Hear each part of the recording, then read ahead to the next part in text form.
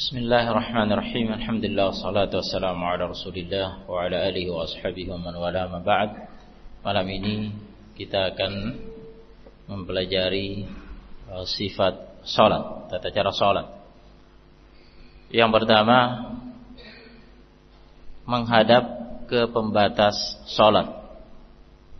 Menghadap ke suatu pembatas salat, sutrah. Hukum, jadi artinya berdiri, mengambil posisi berdiri dengan di depannya ada pembatas salat. Hukum pembatas salat ada, pertama disyariatkan ya bagi orang yang salat sendiri dan imam menggunakan pembatas salat. Yang salat sendiri dan imam ya disyariatkan menggunakan pembatas salat. Adapun hukumnya, ada yang berpendapat wajib dan ada yang berpendapat sunnah. Ya. Tampaknya yang lebih kuat pendapat jumhur, hukumnya hanya sunnah. Ya, memang ada perintah Nabi SAW, salat menghadap ke suatu sutra ini pembatas salat, dan amalan Nabi SAW juga demikian. Tetapi ada hadis Ibnu Abbas riwayat Al-Bukhari yang meriwayatkan bahwa Nabi SAW pernah sholat di Mina, ya, yusalli bin nas bi Mina ila ghairi jidah. Nabi SAW sholat mengimami kaum muslimin manusia di Mina tanpa menghadap ke suatu dinding, Asy-Syafi'i rahimahullah menjelaskan makna hadits Ibnu Abbas riwayat Al-Bukhari. Tanpa menghadap ke suatu dinding artinya tanpa menghadap ke suatu pembatas salat. Nah, ini menunjukkan bahwa perintah Nabi SAW salat menghadap ke suatu pembatas salat dan amalan beliau hanya menunjukkan sunnah. Sebagaimana kata jumhur ulama. Baik.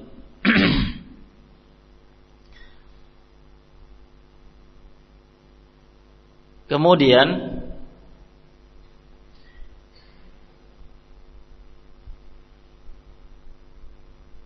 adapun makmum. Nah, tadi kan disebutkan oleh orang yang salat sendiri dan imam. Adapun makmum tidak disyariatkan meletakkan sesuatu di depannya sebagai pembatas salat pada salat berjamaah.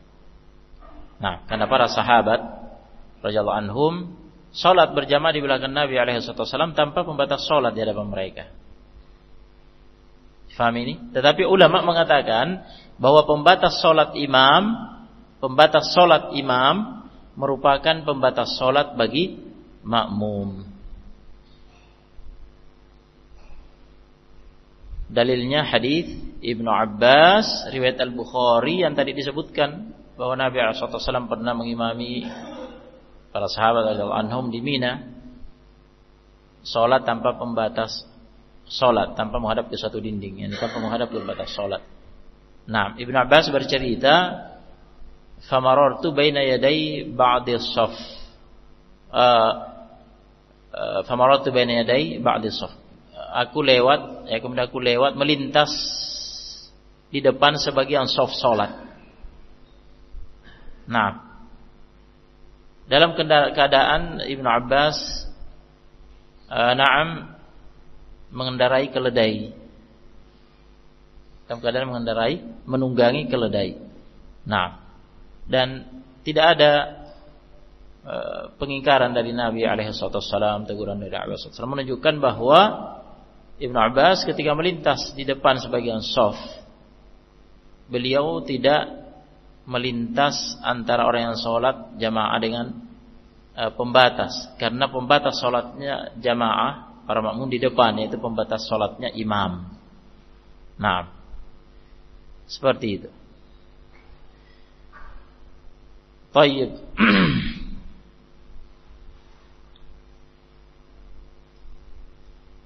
Adapun kriteria pembatas sholat, ya, yang ditunjukkan disebutkan pada hadis, yaitu minimalnya misal muakharat ar-rahl. Nah, minimalnya setinggi kayu sandaran di bagian belakang pelana onta. Setinggi kayu sandaran di bagian belakang pelana unta. Nah,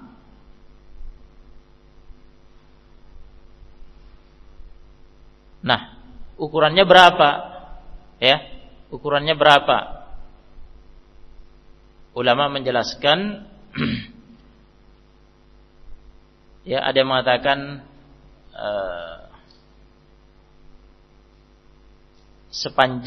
panjangnya sepanjang tulang lengan, jadi 2/3 hasta, ya, seukuran tulang lengan, yakni kurang lebih 2/3 hasta. Ibnu Utsaimin mengatakan kurang lebih 2/3 hasta, itu termasuk yang memilih ini.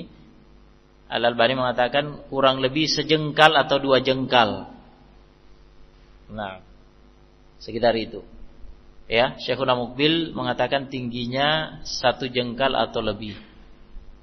Nah, 1 jengkal atau lebih itu kurang lebih sama dengan 2/3 hasta.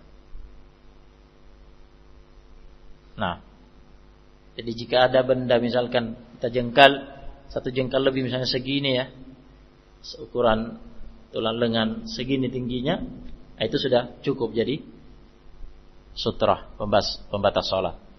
Nah, ya, pendapat ini yang benar, yang kami nukil tadi. Nah,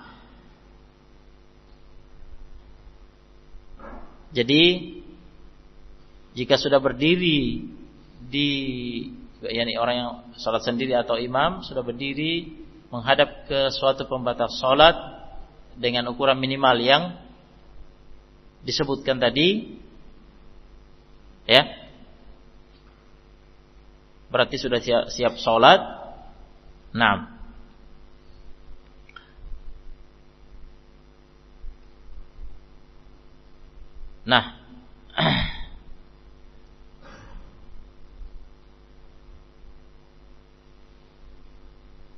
tentunya, ya, ingat berniat. Nah, berniat untuk mengerjakan sholat. Apa yang dipersyaratkan diniatkan, yaitu meniatkan jenis sholat yang akan dikerjakan. Misalkan sholat isya, atau meniatkan hendak sholat maghrib, jadi jenis sholatnya. Nah, kemudian yang kedua, meniatkan sebagai imam kalau dia imam, atau meniatkan sebagai makmum jika dia makmum, atau meniatkan, ya, salat sendiri. Nah,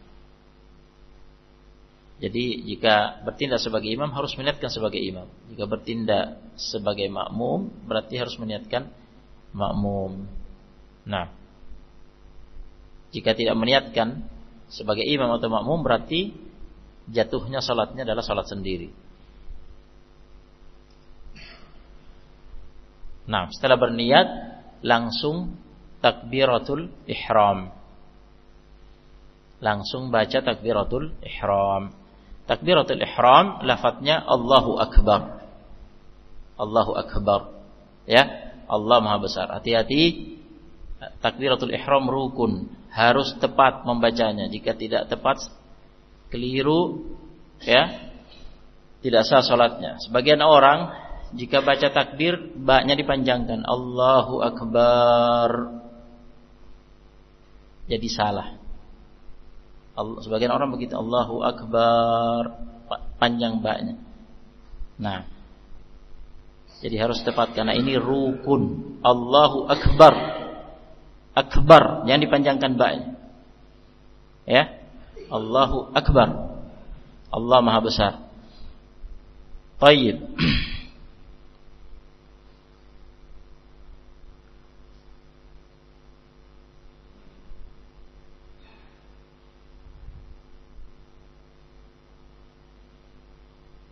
Takbiratul ihram dibaca secara sir kecuali imam ya. Nah, kecuali imam. Orang yang sholat sendiri, makmum membacanya secara sir, berbisik. Didengar oleh dia sendiri, tidak lebih dari itu. Nah, jika dibaca tanpa bersuara, nah sebagian orang tidak bersuara. Yang penting melafadzkan sah. Sebagian orang gitu. Tidak keluar suara. Tapi memang membaca, melafadzkan. Ya, menurut pendapat yang benar sah.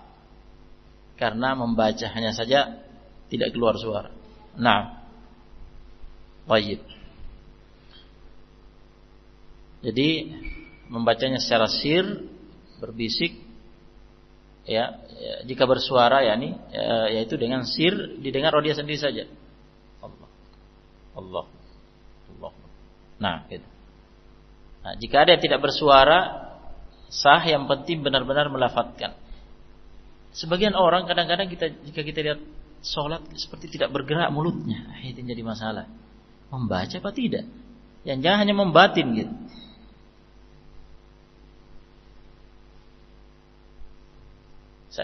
Begitu juga ketika pelaksanaan pembacaan Al-Fatihah kok tidak kelihatan gerak-gerak gitu. Nah, Nabi kan dilihat oleh sahabat bergerak-gerak jenggotnya gitu kan. Ini kita sebagai orang kita lihat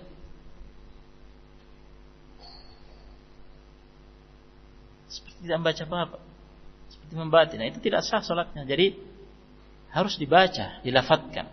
Adapun masalah terdengar suara atau tidak, itu masalah khilafiyah, tetapi yang benar sah. Yang penting benar-benar dilafadzkan. Nah, adapun imam salat jamaah disunnahkan bertakbir, takbiratul ihram dengan suara jahar agar didengar oleh makmum. Naam. Baik.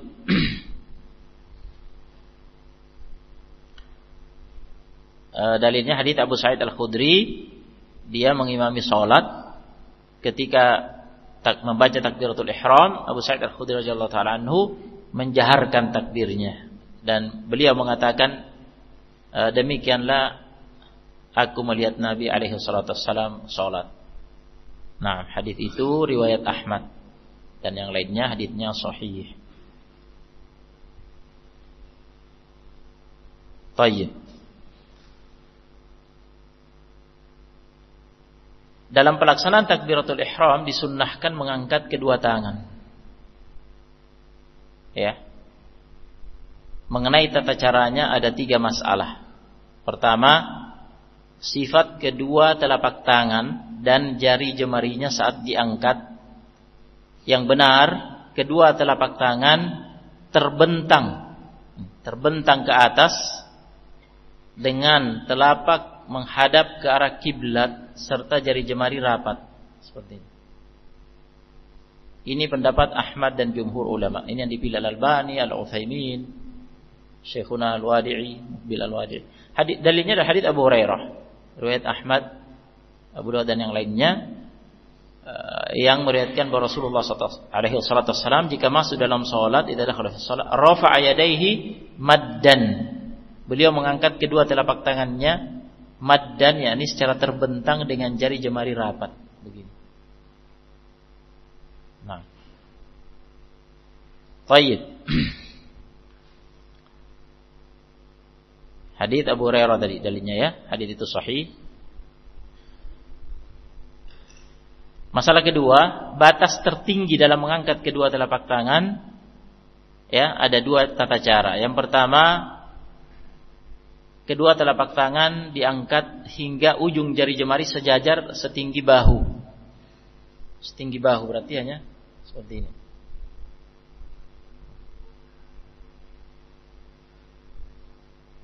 Nah, ini dalilnya adalah hadis Ibnu Umar, telah disebutkan sebelumnya pada pembahasan sunnah salat. Nah, juga hadis Abi Humaid As-Sa'idi. Kemudian yang kedua, mengangkat kedua telapak tangan hingga ujung jari jemari sejajar atau setinggi ujung atas telinga ini, ujung atas telinga. Ya. Jadi tidak melewati begini ke atas, bukan juga di bawah begini. Tapi ujung jari jemari telapak tangan sejajar dengan ujung atas telinga. Nah, ini dalilnya juga telah disebutkan sebelumnya pada pembahasan sunnah salat, yaitu pada hadis Malik bin Huwairits dan pada hadis Wa'il bin Hujr. Baik. Jadi bagaimana prakteknya? Terkadang mempraktekkan yang pertama. Misalkan pada sholat zuhur, mengangkat kedua telapak tangan sejajar dengan bahu. Pada momen-momen mengangkat kedua telapak tangan, pada 4 momen yang telah kita pelajari yang disunnahkan, mengangkat kedua telapak tangan sejajar dengan bahu. Pada kesempatan yang lain, pada sholat yang misal ketika sholat rawatib, sholat sunnah, kemudian misalkan mengamalkan yang satunya, atau pada sholat asar, yang jelas begitu bergantian, kadang-kadang yang pertama, kadang-kadang yang kedua. Pada kesempatan yang lain, misalkan pada sholat asar, misalkan mengangkat kedua telapak tangan hingga ujung jari sejajar dengan ujung atas telinga. Allahu Akbar. Pada takbiratul ihram dan 3 momen yang lainnya. Nah, kemudian masalah ketiga, waktu mengangkat kedua telapak tangan. Ada 3 cara yang datang dari Nabi alaihissalam. Yang pertama, mengangkat kedua telapak tangan bersamaan dengan takbir. Bersamaan dengan takbir. Artinya awal mengangkat bersamaan dengan awal takbir, akhir mengangkat bersamaan dengan akhir takbir. Kemudian menurunkan kedua tangan langsung bersedekap. Dalilnya adalah hadis Ibnu Umar muttafaq alaih, yang menyebutkan bahwa Rasulullah alaihi wasallam kana yarfa'u yadayhi hadwa mankibaihi idza iftataha as-shalah. Rasul biasa mengangkat kedua telapak tangannya sejajar atau setinggi kedua bahu idza iftataha as-shalah, ketika memulai salat. Ketika memulai salat. Naam. Pada riwayat Al-Bukhari lafadznya farafa'a yadayhi hina yukabbiru. Farafa'a yadayhi hina yukabbiru. Beliau mengangkat kedua telapak tangannya ketika bertakbir, menunjukkan bersamaan. Hatta yaj'alahuma hatta mungkin. Jadi mengangkat kedua telapak tangannya ketika bertakbir hingga mengangkatnya sejajar dengan kedua bahunya. Nah, Allahu Akbar. Allahu Akbar.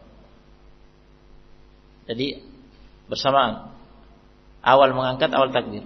Akhir takbir, akhir mengangkat. Allahu Akbar. Nah, gitu. Baik. Begitu pula hadis Wa'il bin Hujr riwayat Abu Daud semakna dengan ini. Baik. Tata cara ini yang menjadi pegangan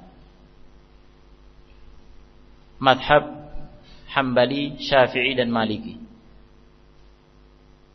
Baik. Yang kedua, mengangkat kedua telapak tangan sebelum bertakbir.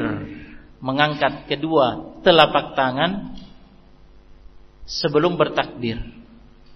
Lantas bertakbir dan menurunkan keduanya untuk bersedekap setelah bertakbir.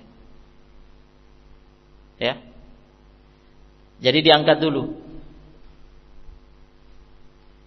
Setelah itu baru bertakbir, Allahu Akbar.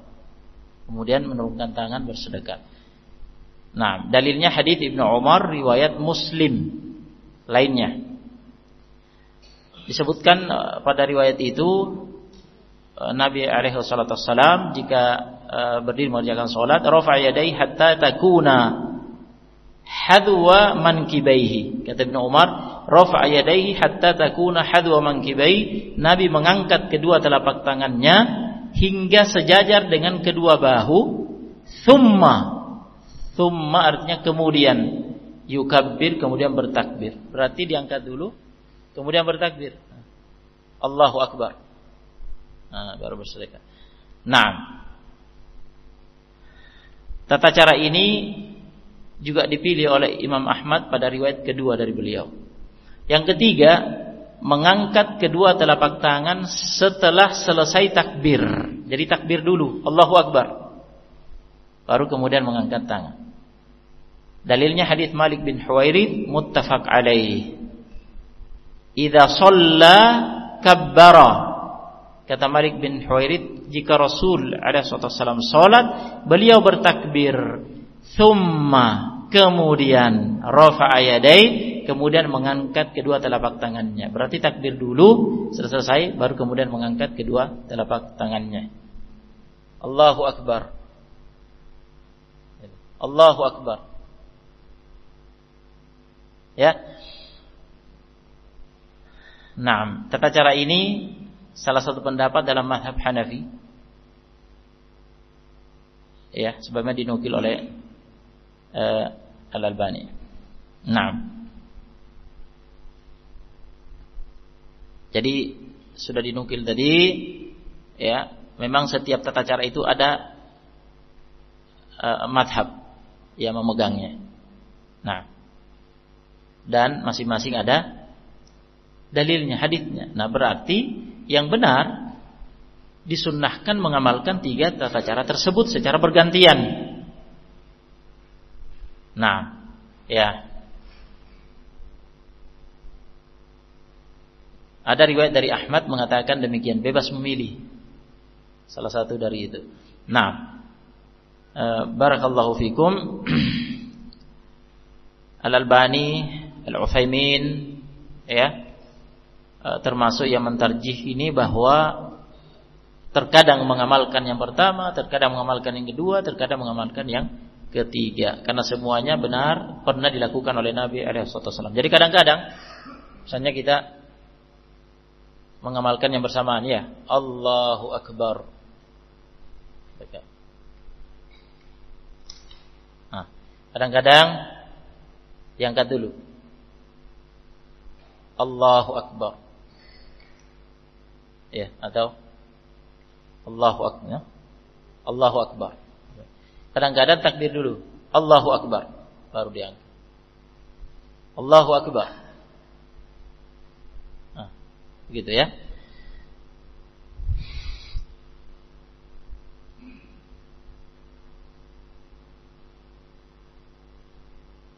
Kemudian bersedekap setelah membaca takbiratul ihram dengan mengangkat kedua tangan setinggi bawah atau ujung atas telinga dengan tata cara yang kita pelajari.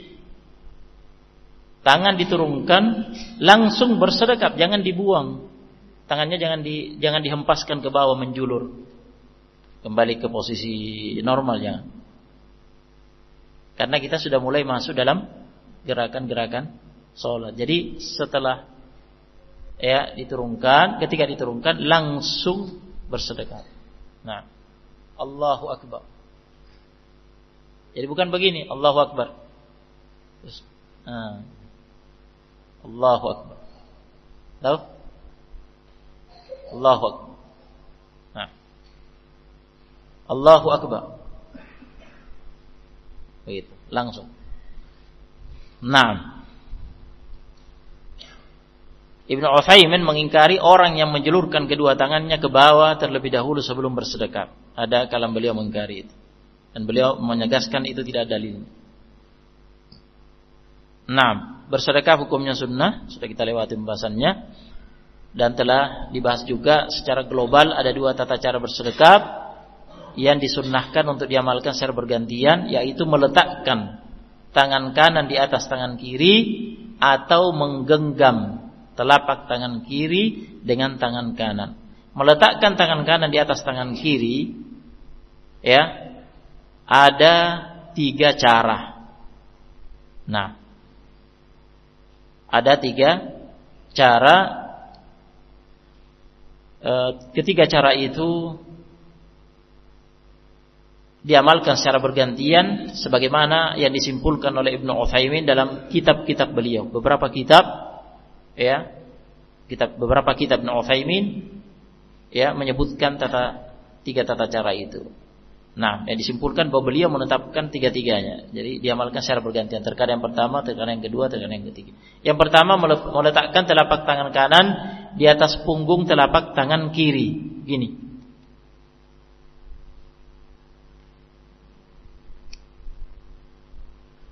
Ya. Dalilnya hadis Wa'il bin Hujr riwayat Muslim sudah lewat hadisnya. Wa'il bin Hujr melihat Nabi alaihi salatu wasallam meletakkan telapak tangan kanannya di atas telapak tangan kirinya. Nah, ini juga masuk dalam keumuman makna hadis Sahal bin Sa'ad As-Sa'idi riwayat Malik dan Al-Bukhari. Kana an-nasu yu'maruna an yada'a ar-rajulu al-yada al-yumna 'ala dhira'ihi al-yusra fi shalah. Kaum muslimin diperintahkan agar meletakkan telapak tangan kanannya di atas tangan kirinya dalam sholat. Meletakkan telapak tangan kanannya di atas tangan kirinya dalam sholat. Tangan kiri, ini batasnya mulai dari ujung jari sampai ke siku. Jadi mencakup ini, mencakup di atas pergelangan dan di atas lengan. Nah, ini yang pertama Jadi dhira' pada hadis tadi, dhira' artinya tangan dari ujung jari sampai ke siku, tidak melewati siku.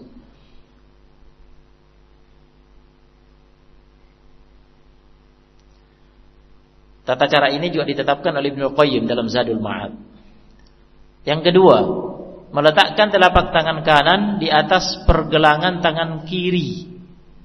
Jadi sebagian telapak tangan kanan di atas punggung telapak tangan kiri, sebagiannya di atas pergelangan, dan sebagiannya di atas ujung lengan bawah. Begini.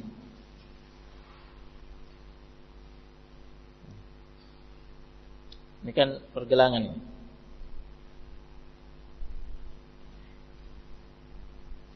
Dalilnya adalah hadis Wa'il bin Hujr riwayat Ahmad, Abu Daud, An-Nasai dan yang lainnya yang meriwayatkan bahwa Nabi alaihi wasallam wada'a yadahu al-yumna, meletakkan telapak tangan kanan ala dhahri kaffihi al-yusra war-rusdi was-sa'id, di atas punggung telapak tangan kiri, pergelangan dan lengan bawahnya.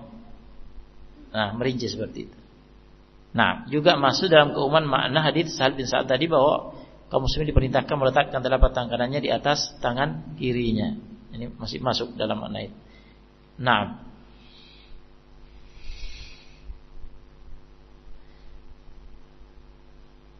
kemudian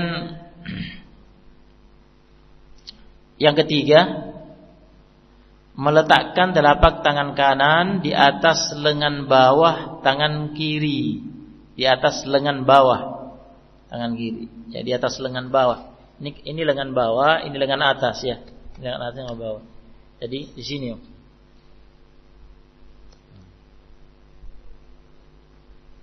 Baik. Dalilnya adalah keumuman makna hadis Sahal bin Sa'ad tadi, bahwa kaum muslimin diperintahkan meletakkan telapak tangan kanan ala dhira'il yusra, di atas tangan kiri dalam sholat. Dijelaskan bahwa tangan kiri maksudnya dari ujung jari sampai ke siku. Jadi masuk dalam makna hadis itu. Jadi puncaknya ujung jari telapak tangan kanan, puncaknya di siku. Jangan melewati, jangan begini misalkan. Nah, kalau begini berarti telapak tangan kanan diletakkan di siku. Nah, ini sudah tidak masuk dalam hadis Sahal bin Sa'ad tadi. Nah, jadi hanya jadi tiga kan? Satu ini, yang kedua di atas pergelangan, yang ketiga di atas lengan. Ini meletakkan. Nah, kemudian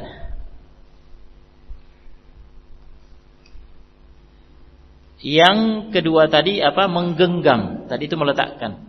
Sekarang menggenggam tangan kiri dengan tangan kanan. Nah, tata cara ini ditetapkan oleh Ibnu Utsaimin dan juga oleh Al-Albani. Dalilnya hadis Wa'il bin Hujr dikeluarkan oleh Abu Daud, An-Nasa'i dan Ibnu Majah. Ya, hadis sahih atau hasan. Lafadznya bahwa Rasulullah alaihi wasallam berdiri menghadap ke kiblat, ya. Fakabbara farafa'a yadayhi hatta hadatha udunai, kemudian bertakbir, kemudian mengangkat kedua tangannya hingga sejajar dengan kedua telinganya. Thumma, perhatikan, thumma akhadha shimalahu biyamini. Kemudian akhadha, yakni menggenggam, ya, shimalahu, tangan kirinya, ya, biyaminihi, dengan tangan kanannya. Nah, dan pada riwayat lain, ya, riwayat An-Nasa'i yang lain, lafadznya qabadha biyaminihi ala shimali, menggenggam. Jadi akhadha di situ maknanya qabadha, menggenggam, ya, tangan kirinya dengan tangan kanannya. Baik. Yakni menggenggam telapak tangan kirinya dengan telapak tangan kanannya. Nah, itu makna hadis. Ada perbedaan pendapat sedikit, ya. Ada perbedaan pendapat sedikit mengenai tata cara menggenggam tangan kiri dengan tangan kanan. Ada dua pendapat yang hampir sama sebenarnya. Tipis perbedaannya antara mazhab Hambali dan mazhab Syafi'i. Nah, pada mazhab Hambali, ya, mazhab Hambali menggenggam pergelangan tangan kiri dengan tangan kanan. Ya. Menggenggam pergelangan tangan kiri dengan tangan kanan, berarti di pergelangan, digenggam di pergelangan. Nah, berarti kan telapak tangan kiri kan digenggam. Nah, di bagian pergelangan.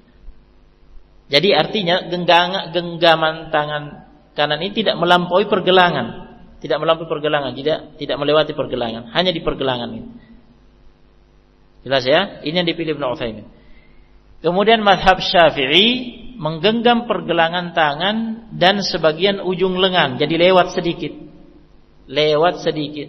Ada ujung lengan sedikit yang tergenggam. Ini mazhab Syafi'i. Jadi tipis sekali perbedaan. Lewatnya hanya sedikit. Nah, artinya apa? Telapak tangan kiri tergenggam, pergelangan tergenggam, dan ujung lengan sedikit tergenggam. Ya. Sepertinya, ya, pendapat pertama mazhab Hambali itu lebih tepat. Tetapi pendapat mazhab Syafi'i juga masih masuk dalam makna hadis.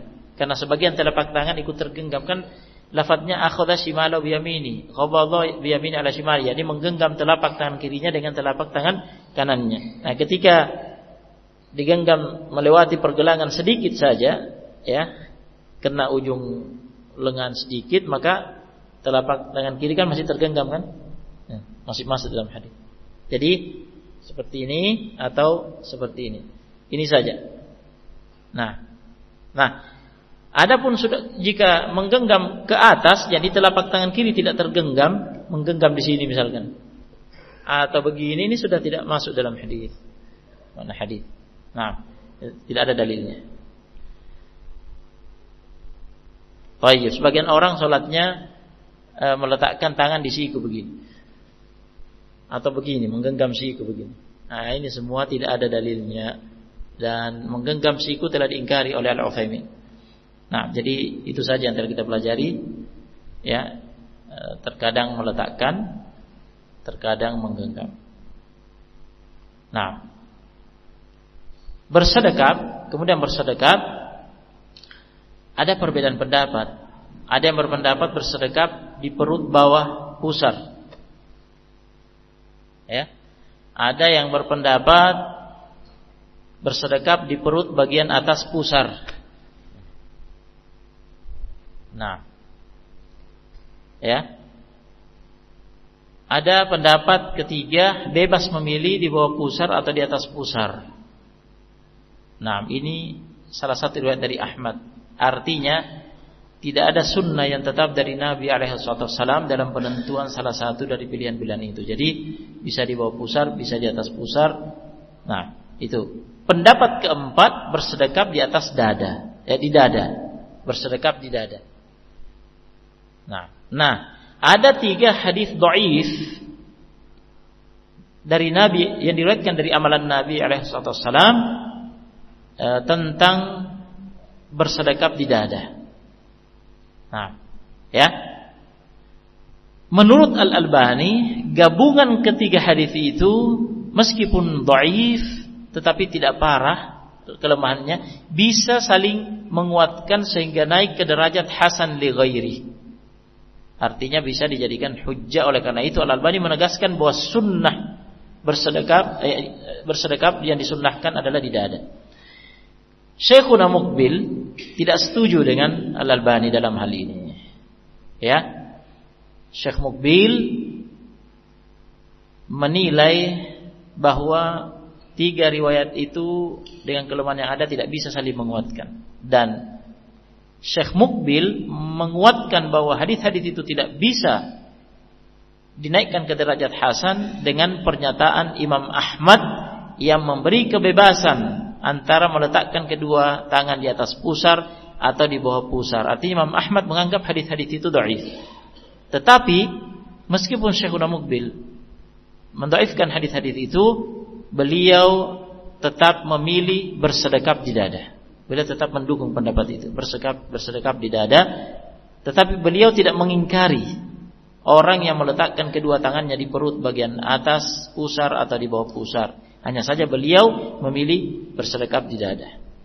Ibnu Utsaimin juga termasuk yang menganggap hadis-hadis itu lemah, tetapi juga Syekh Ibnu Utsaimin termasuk yang memilih pendapat bahwa yang terbaik bersedekap di dada. Ya. Ibnu Utsaimin menguatkan itu dengan hadis Sahal bin Sa'ad. Ya, pada hadis Sahal bin Sa'ad kan perintahkan meletakkan telapak tangan kanan di atas tangan kiri, ya, di atas telapak tangan kiri atau di pergelangan atau di lengan. Nah, ini jika meletakkan di lengan misalnya, ya, kemudian diletakkan di bawah pusar, ini kan jadi sulit ya, harus begini ya. Nah jadi pasnya kan begini ya. Nih. Begini kan pas. Kalau menggenggam juga pas.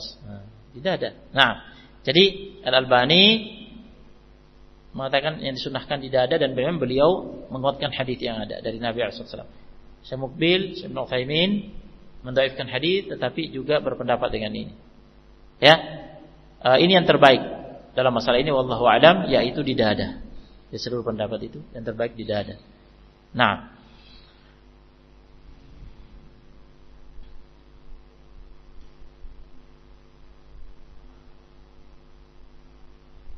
ada sebagian orang jika sholat kedua tangannya diletakkan di lambung kiri dekat hati.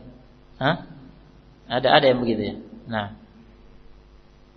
Nah, ini tidak ada dasarnya, bahkan ini diingkari oleh ulama, diingkari oleh Ibnu Utsaimin karena ada hadis Abu Hurairah muttafaq alaih, Nabi melarang seseorang sholat mukhtasiran. Nabi melarang seseorang sholat dengan cara meletakkan tangan di lambung. Meskipun tidak persis masuk dalam hadis, tetapi mirip. Ya, tetapi mirip. Nah, jadi itu tidak benar. Nah, ini selesai penjelasan tentang posisi bersedekap ya. Kemudian baca iftitah, ya, baca iftitah. Nah, ada beberapa pilihan doa iftitah yang bisa dipilih, yang warid. Nah, ada yang ringkas, ada yang pertengahan, dan ada yang panjang. Nah, kita pilih misalkan yang termasuk yang ringkas, yang diajarkan oleh Umar. Nah, yaitu subhanakallahumma wa bihamdika wa tabarakasmuk wa ta'ala jadduk wa la ilaha ghairuk. Subhanakallahumma wa bihamdik, ya Allah maha suci engkau, segala puji bagimu. Wa tabarakasmuk, maha berkah namamu. Wa ta'ala jadduk, maha tinggi keagunganmu. Wa la ilaha ghairuk, dan tidak ada Tuhan yang benar selainmu. Ya. Ini diriwayatkan oleh Ibnu Abi Syaibah, Tahawi dan yang lainnya. Nah,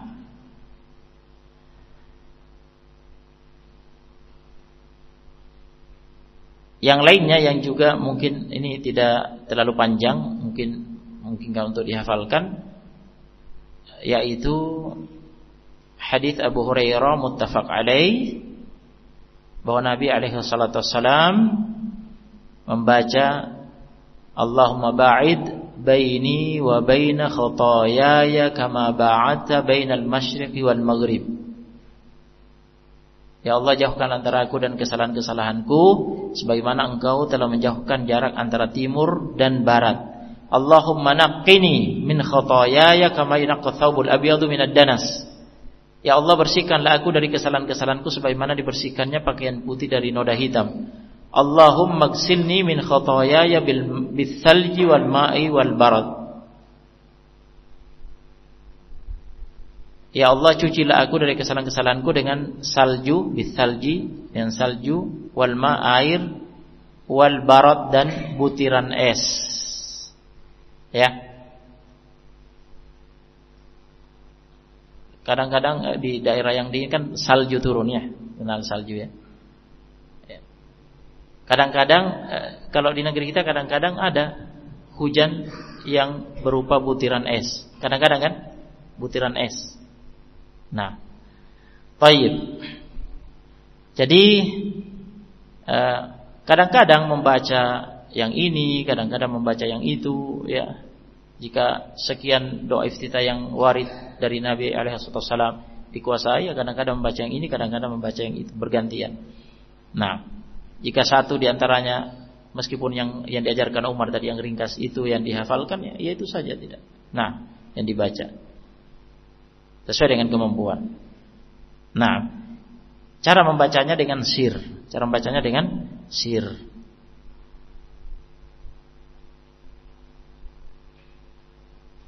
Karena pada hadits Abu Hurairah tadi, Abu Hurairah radhiyallahu anhu meriwayatkan bahwa biasanya Nabi alaihissalam karena Rasulullah sallallahu alaihi wasallam idza kabbara fi sholati sakata hunayyatan. Apabila bertakbir pada salatnya, beliau diam sejenak sebelum membaca surah Al-Fatihah. Nah, ditanyakan oleh Abu Hurairah, apa yang kamu baca? Apa yang Rasul baca? Dijawab oleh Nabi itu tadi, Allahumma ba'id baini wa baina khataaya, dan seterusnya. Artinya Nabi membacanya secara sir. Kemudian baca Al-Fatihah. Nah, kemudian membaca Al-Fatihah. Nah, tata cara membaca Al-Fatihah diawali dengan baca ta'awudz. A'udzu billahi minasyaitonir rajim. Nah, baik, membaca ta'awudz hukumnya sunnah. Ada beberapa model lafaz ta'awudz yang bisa dipilih. Para ulama membolehkan semuanya, tetapi berbeda pendapat mana yang lebih utama. Nah, ada yang memilih a'udzu billahi minasyaitonir rajim. Ini yang paling singkat. A'udzu billahi minasyaitonir rajim. Aku berlindung kepada Allah dari setan yang terkutuk. Sesuai perintah Allah Subhanahu wa taala pada ayat fa idza qara'tal qur'ana fasta'id billahi minasyaitonir rajim. Apabila kamu hendak baca Quran, hendaklah kamu meminta perlindungan kepada Allah dari setan yang terkutuk. Ini dalil disunnahkan ta'awudz setiap kali hendak baca Quran. Ya. Dan perintahnya fasta'id billahi minasyaitonir rajim. Jadi jika membaca a'udzu billahi minasyaitonir rajim cukup. Ya, itu bisa. Nah, ada juga yang memilih ada tambahan a'udzu billahi samii'il alim. Ada tambahan as-samii'il alim minasyaitonir rajim. Aku berlindung kepada Allah yang Maha mendengar lagi Maha mengetahui dari setan yang terkutuk. Ya. Karena Allah berfirman dalam surah Fussilat ayat 36, wa imma yanzaghannaka minasyaitani nazghun fasta'id billahi innahu was-sami'ul alim. Apabila engkau digoda setan, berlindunglah kepada Allah, sesungguhnya Dia Maha mendengar lagi Maha mengetahui. Innahu was-sami'ul alim. Oleh karena itu ditambah a'udzu billahi samii'il alim. Kau berlindung kepada Allah yang Maha mendengar lagi Maha mengetahui. Minasyaitonir rajim. Ya. Ada juga yang memilih ya lebih panjang lagi dari itu. A'udzu billahi samii'il alim minasyaitonir rajim. Ada tambahannya setelahnya itu min hamzihi wa nafthihi wa nafthihi. Ya. Aku berlindung kepada Allah yang Maha mendengar lagi Maha mengetahui dari setan yang terkutuk, dari min hamzihi, dari kegilaan setan, wa nafthihi, dari keangkuhan setan, wa nafthihi, dari syair-syair tercelanya.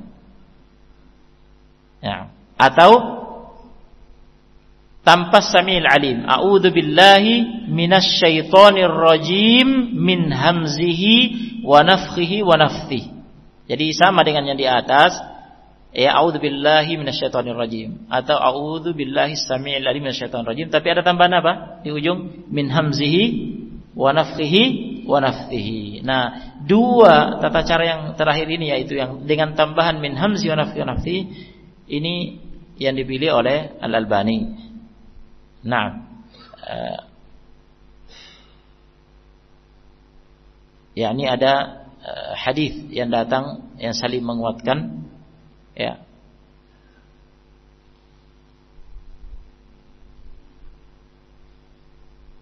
Dalam hal ini menurut Al-Albani rahimahullah. Nah, jadi kesimpulannya, rincian pembahasan tentang hadisnya tidak memungkinkan ya. Yang jelas itu hanya perbedaan pendapat mana yang lebih utama. Jadi jika misalkan tidak menguasai yang panjang tadi ya, a'udzubillahi minasyaitonir rajim sudah cukup. Atau a'udzubillahi samii'il alim minasyaitonir rajim. Nah, kemudian ta'awudz itu dibaca secara sir ya, secara berbisik. Nah, kemudian membaca basmalah. Nah, membaca basmalah ada perbedaan pendapat apakah sunnah atau wajib. Karena ada perbedaan pendapat apakah basmalah bismillahirrahmanirrahim ayat pertama dari surah Al-Fatihah berarti wajib, rukun, ya kan? Kalau itu ayat pertama dari surah Al-Fatihah, karena Al-Fatihah rukun bagi imam atau salat sendiri, bagi makmum wajib.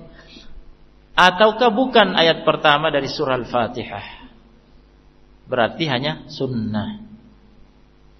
Ya, yang benar tentang basmalah Bismillahirrahmanirrahim adalah ayat tersendiri yang turun mengawali setiap surah, sebagai pemilah antara satu surah dan surah yang lain.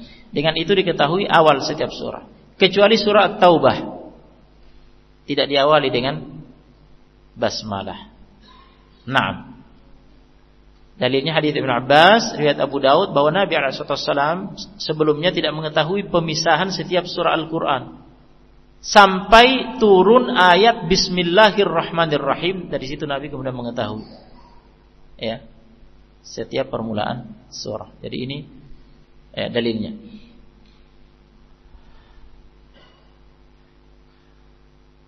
Baik.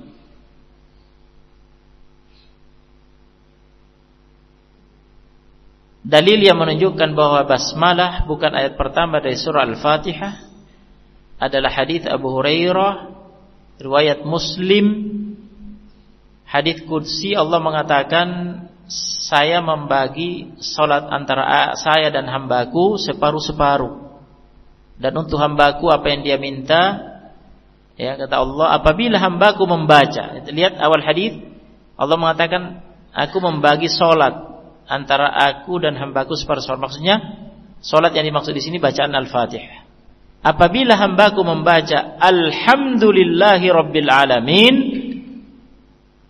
ya, Allah mengatakan hamidani abdi, hambaku memujiku, dan seterusnya. Nah, di sini Allah tidak mengatakan jika hambaku membaca Bismillahirrahmanirrahim, tapi langsung jika membaca Alhamdulillahirabbil alamin. Berarti ayat pertama apa? Alhamdulillahirabbil alamin. Itu dalilnya. Baik. Jadi kesimpulannya, ya, basmalah bukan ayat pertama dari surah Al-Fatihah, jadi hukumnya sunnah seperti ta'awudz. Kemudian yang merupakan 7 ayat dari surah Al-Fatihah yang merupakan yang wajib dan merupakan rukun, yaitu Alhamdulillahi Rabbil Alamin, Ar-Rahmanir Rahim, Maliki Yaumiddin. Sudah berapa? 3 ya. Iyyaka na'budu wa iyyaka nasta'in. 4. Ihdinas siratal mustaqim. 5. Siratal ladzina an'amta 'alaihim.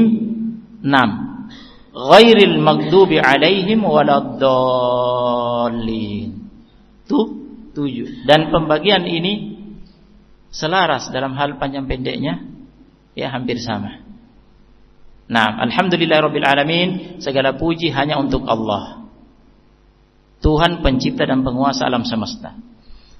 Ar-Rahmanir Rahim, yang maha merahmati dengan rahmatnya yang maha luas, ini maha pengasih lagi penyayang. Maliki Yaumiddin, penguasa hari pembalasan.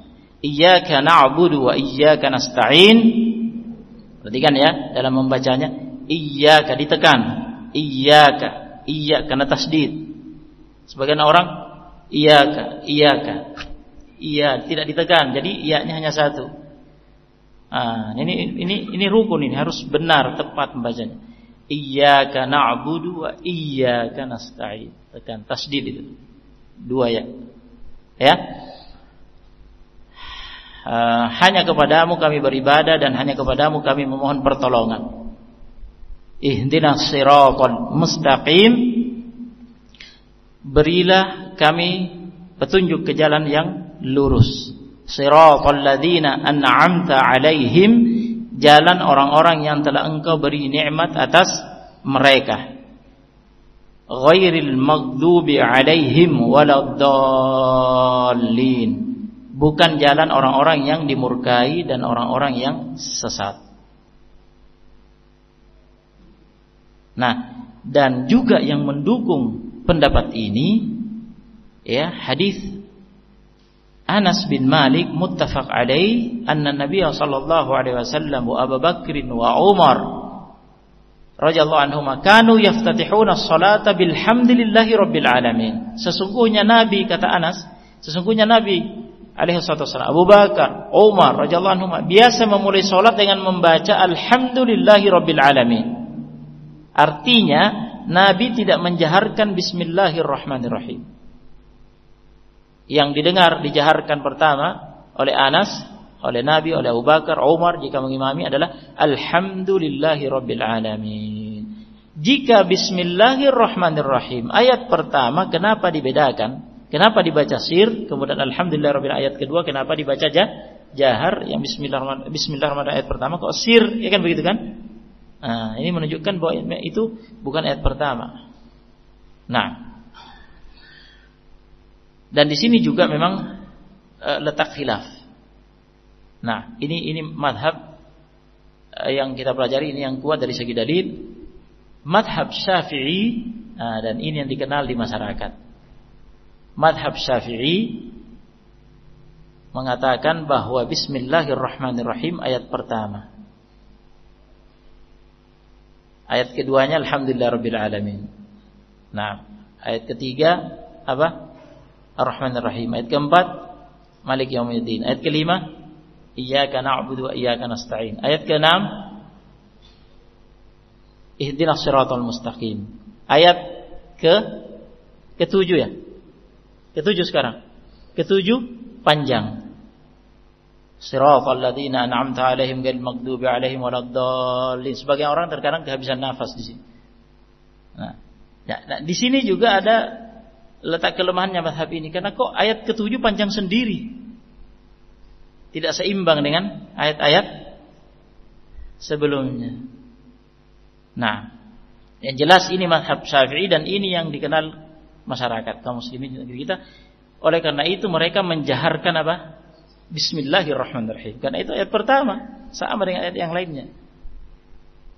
Dan itu berarti dianggap wajib, rukun oleh mereka karena ayat pertama dari Al-Fatihah. Makanya ini sering jadi problem juga ini.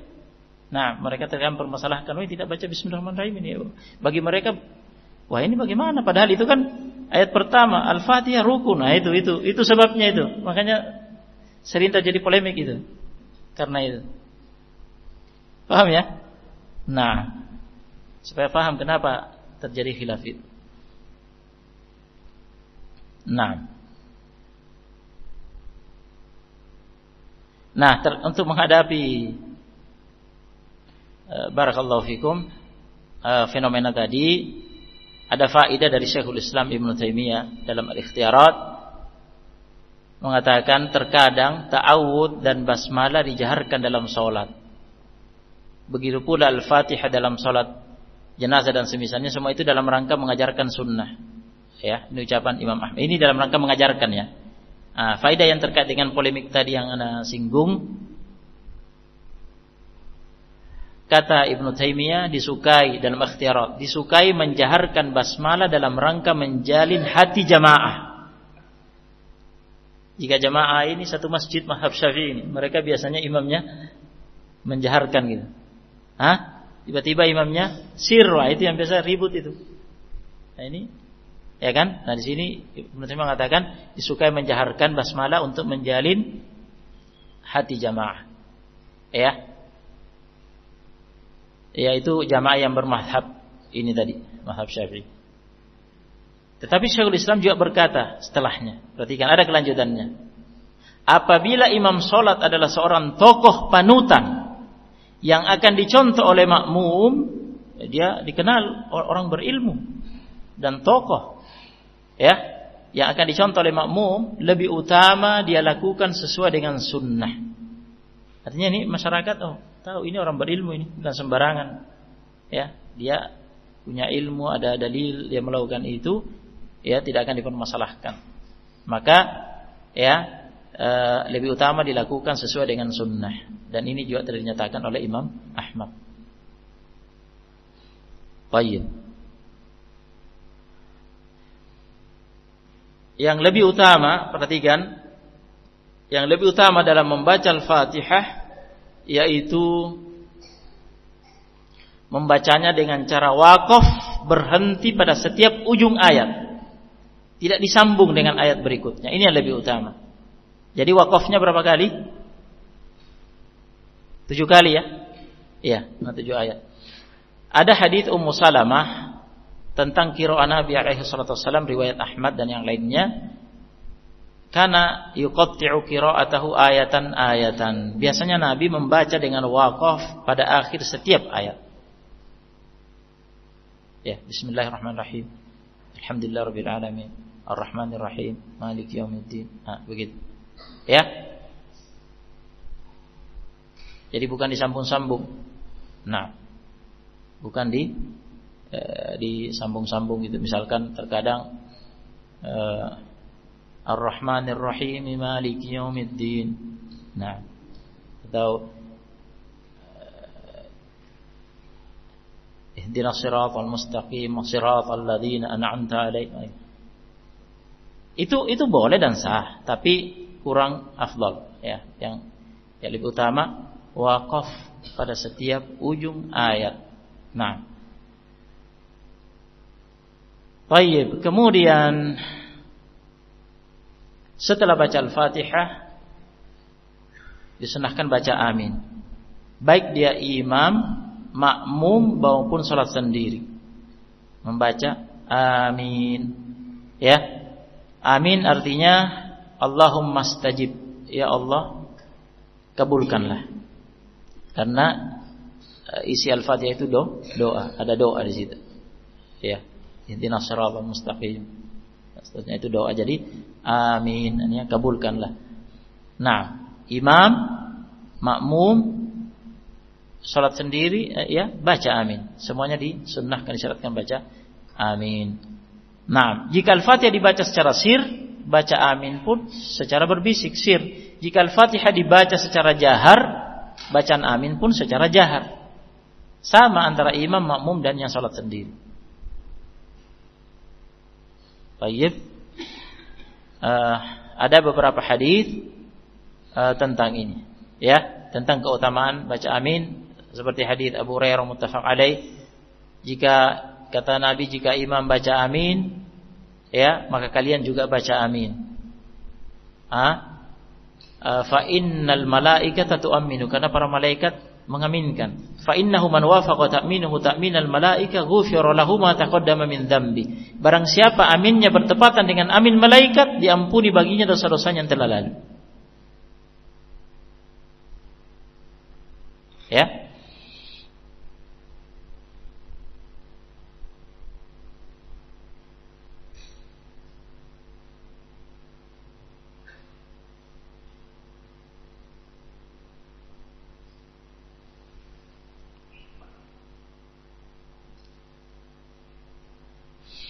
Nah,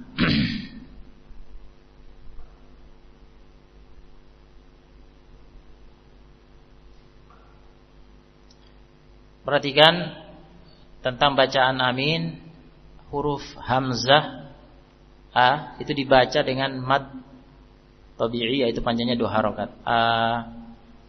Nah, huruf mim dibaca tanpa tasdid, jadi bukan tapi amin, jadi tidak ditasdid. Ya. Dan dibaca dengan mad arid bisukun, yaitu panjangnya 2 harokat, minimalnya bisa 4 harokat atau 6 harokat. Jadi amin, amin atau amin atau amin. Nah, maknanya sudah disebutkan tadi menurut jumhur, Allahumma stajib, ya Allah kabulkanlah. Nah, kemudian setelah itu diam sejenak. Saktah latifah istilahnya, ya. Saktah latifah yaitu diam sejenak. Tujuannya mengatur nafas. Setelah ya membaca Al-Fatihah. Mengatur nafas setelah membaca Al-Fatihah dan mengaminkannya. Sebelum membaca surah lain. Jadi diamnya sejenak, tidak lama-lama. Tapi tidak juga langsung disambung. Baru saja baca amin langsung baca surah setelahnya. Ya. Diam sejenak untuk mengatur nafas. Mengatur nafas itu tujuan pertama. Ya. Itu tujuannya. Tujuan diam sejenak apa? Untuk mengatur nafas. Nah. Dan juga untuk membedakan antara bacaan wajib yaitu Al-Fatihah dengan bacaan sunnah yaitu selain Al-Fatihah. Tayyib.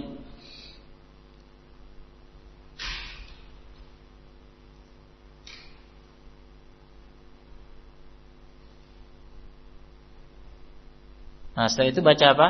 Baca surah selain Al-Fatihah. Ini hanya sunnah. Nah, bisa satu surah yang lengkap dari awal sampai akhir, bisa sebagian surah langsung dari pertengahan, atau beberapa ayat. Nah, tetapi yang lebih utama adalah satu surah lengkap. Ada hadis yang menunjukkan itu, bahwa itu lebih utama satu surah lengkap. Nah, membaca surah setelah Al-Fatihah tidak ta'awudz lagi, karena ta'awudz sudah di awal tadi. Jadi langsung jika membacanya dari ayat pertama berarti dimulai dengan Bismillahirrahmanirrahim. Ya. Jika langsung baca pertengahan surah misalkan, bukan dari awal, ya, berarti tidak baca bismillahirrahmanirrahim. Dan ini Ibnu Utsaimin rahimahullah menjelaskan cara membaca Quran. Jika memang akan membacanya dari awal surah, berarti bismillahirrahmanirrahim, kemudian ayat pertama, sesuai urutannya, sesuai di mushaf itu urutannya. Nah, apabila langsung ke ayat 8 misalnya, atau langsung ke ayat 20 misalnya, setelah ta'awudz langsung baca ayat, tidak bismillahirrahmanirrahim. Karena jika baca bismillahirrahmanirrahim kemudian ke ayat itu berarti kan meloncat sekian ayat. Jadi ta'awudz saja kemudian langsung ayat yang diingat. Jadi di sini karena ta'awudz sudah di awal sebelum Al-Fatihah, ya, maka baca bismillahirrahmanirrahim kemudian ayat pertama dan seterusnya. Jika langsung ke pertengahan ayat, bagian akhir ayat, berarti tanpa bismillahirrahmanirrahim. Bisa difahami ya? Naam.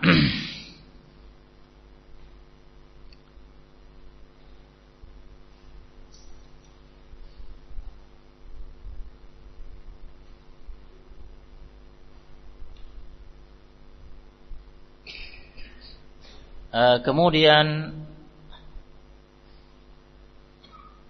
setelah membaca surah,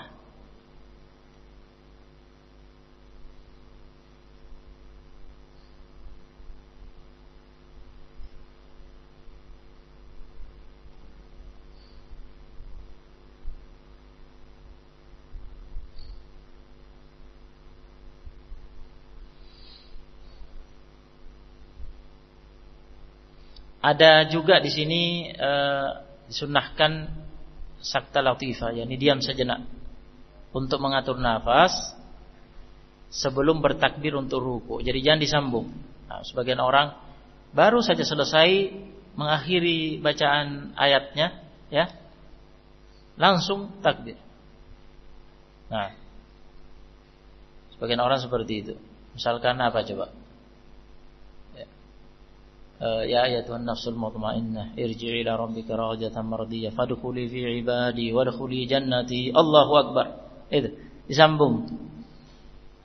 Jadi diam dulu sejenak. Setelah fadkhuli fi ibadi wadkhuli jannati,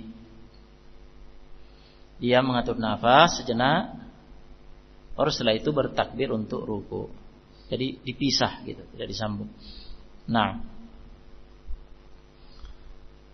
baik. Berarti berikutnya adalah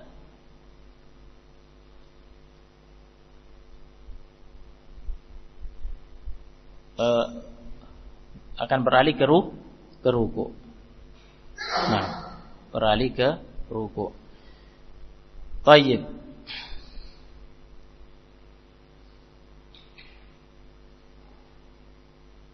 Ketika hendak ruku disunnahkan mengangkat kedua telapak tangan setinggi bahu atau setinggi ujung atas telinga dalam keadaan berdiri, dan ini sudah dilewati pembahasannya.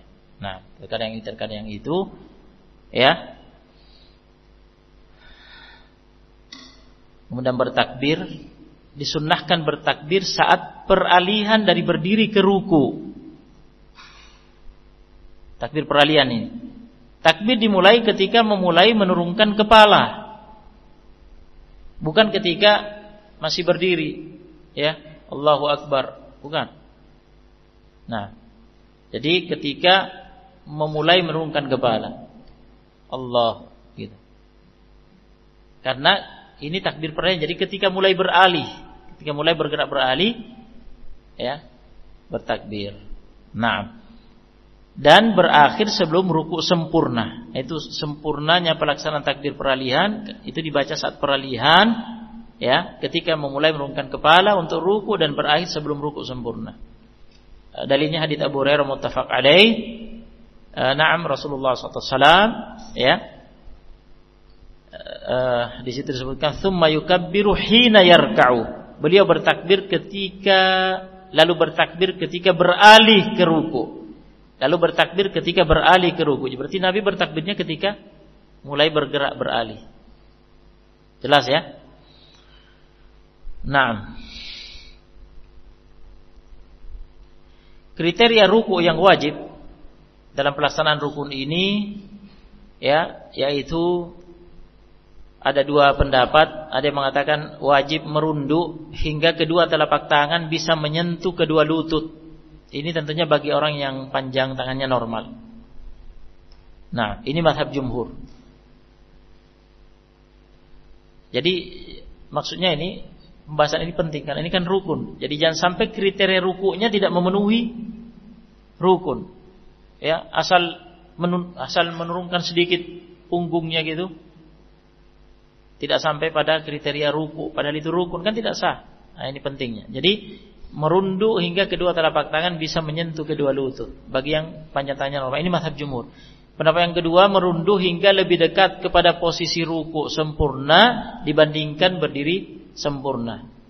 Ya, merunduk hingga lebih dekat ke posisi ruku sempurna daripada berdiri sempurna.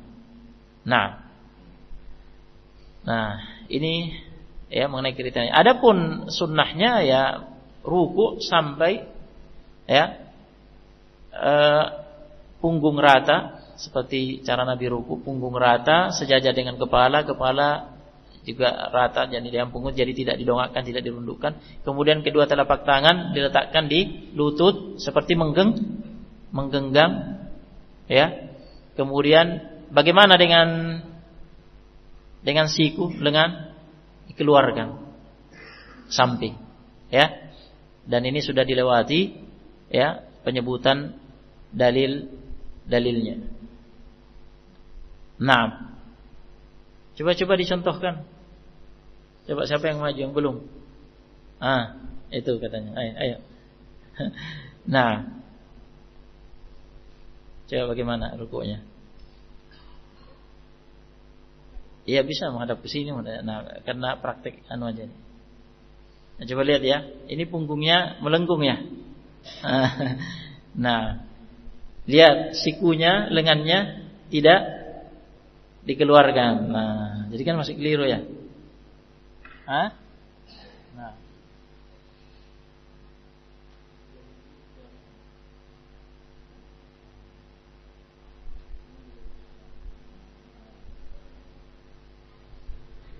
Ya. Dekati lah. Ya.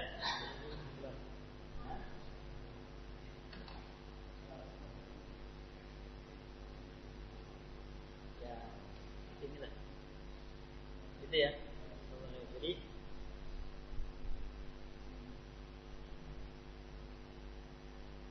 Jadi keluarkan, bukan begini, bukan seperti itu.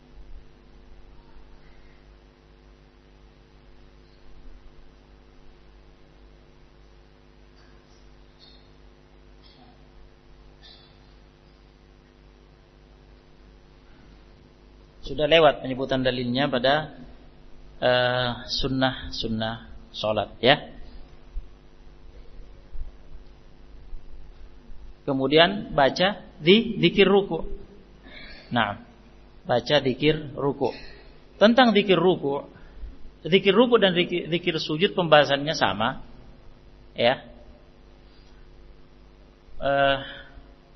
Sah dengan membaca salah satu dari zikir ruku dan zikir sujud pada sujud yang warid dari Nabi SAW. Ada beberapa zikir yang warid dari Nabi, yang datang dari Nabi pada ruku dan pada sujud.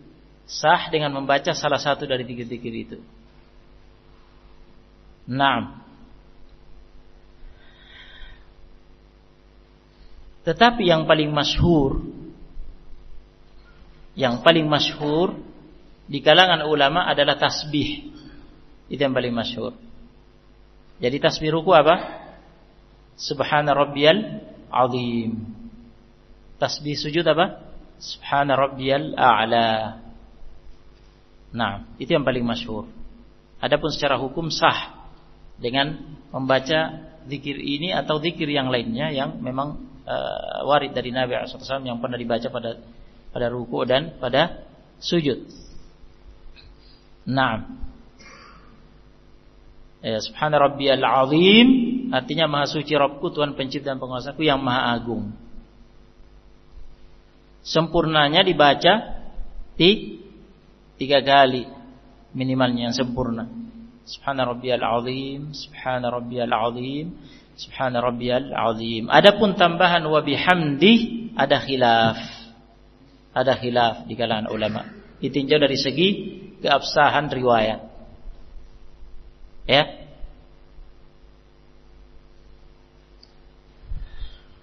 Nah, Asy-Syafi'i dalam menetapkan tasbih tanpa tambahan wa bihamdi. Karena riwayat-riwayat yang menetapkan tasbih tanpa tambahan tersebut, tanpa tambahan wa bihamdi, lebih banyak dan lebih masyhur. Kata Abu Daud, kami khawatir riwayat tambahan ini tidak terjaga. Yani khawatir itu keliru riwayat. Wallahu alam, yang kami pilih ya tanpa tambahan itu. Cukup subhana rabbiyal azim, subhana rabbiyal azim, subhana rabbiyal azim. Pada sujud juga begitu. Subhana rabbiyal a'la, subhana rabbiyal a'la, subhana rabbiyal a'la. Nah, zikir yang lainnya yang juga banyak dibaca oleh Nabi SAW pada ruku dan sujud, hadis atau sebelum itu dalil tentang zikir ruku dan sujud tasbih ya, itu pada beberapa hadis tadi ya. Nah, beberapa hadis. Nah, dan pada hadis itu disebutkan 3 kali ya, sunnahnya yang sempurna. Nah, minimalnya yang sempurna adalah 3 kali. Adapun tambahan bihamdi sudah dibahas tadi. Nah, kemudian zikir yang lainnya yaitu yang juga sering dibaca oleh Nabi pada ruku dan sujud, yaitu hadis Aisyah muttafaq alaih. Nabi sering membaca pada ruku dan sujudnya subhanakallahumma rabbana wa bihamdik Allahumma ighfirli. Subhanallahumma rabbana wa bihamdik Allahumma ighfirli. Maha suci Engkau ya Allah Rabb kami dan segala puji bagimu, ampunilah aku. Nah, dan zikir-zikir yang lainnya ya, karena ini terbatas jadi tidak mungkin kan disebutkan semuanya. Jadi jika mencukupkan dengan subhana rabbiyal azim 3 kali ya, berarti sudah melaksanakan sunnah. Nah, jika ingin lebih panjang zikirnya, misalnya ingin lebih panjang ruku'nya, ya dipanjangkan saja, ditambah lagi yang keempat kalinya, yang kelima kalinya, yang keenam kalinya. Subhana rabbiyal azim, subhana rabbiyal azim, subhana rabbiyal azim, subhana rabbiyal azim, subhana rabbiyal azim, subhana rabbiyal azim. Nah, diulang-ulangi seperti pada hadis Hudzaifah Ibnu Yaman ketika salat malam bersama Nabi alaihi wasallam. Nah, ya Nabi membacanya ya berulang kali. Nah, atau bisa juga dengan cara digabung. Subhana rabbiyal azim 3 kali. Kemudian setelah itu baca subhanakallahumma rabbana wa bihamdika Allahumma ighfirli. Bisa juga digabung gitu. Ya. Atau juga digabung dengan zikir yang lainnya yang warid dari Nabi alaihi salatu wasallam. Baik.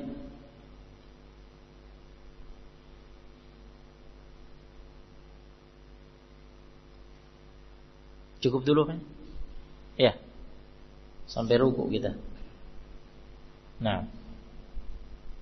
Sampai ruku berarti akan i'tidal. Nah, besok kita selesaikan insyaallah sampai akhir. Bismillah. Nah.